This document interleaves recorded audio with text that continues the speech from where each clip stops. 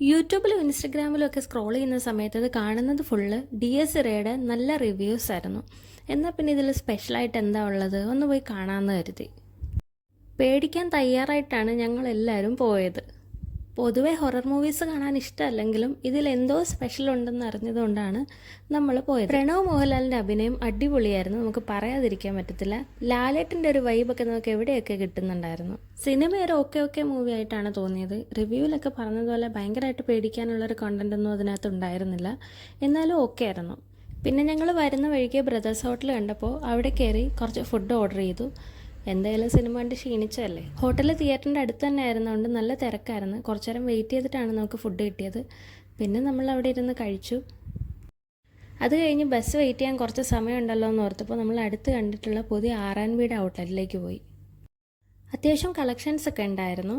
വലിയ ആളുകളെക്കാട്ടിലും കുട്ടികൾക്കാണ് കുറച്ചുകൂടെ കളക്ഷൻ കൂടുതലെന്നാണ് എനിക്ക് തോന്നിയത്. വെറുതെ എല്ലാം എടുത്തൊക്കെ ഒന്ന് നോക്കിയിട്ട് ഒന്നും വാങ്ങിച്ചില്ല, ഞങ്ങൾ പെട്ടെന്ന് തന്നെ അവിടെ നിന്ന് ഇറങ്ങി.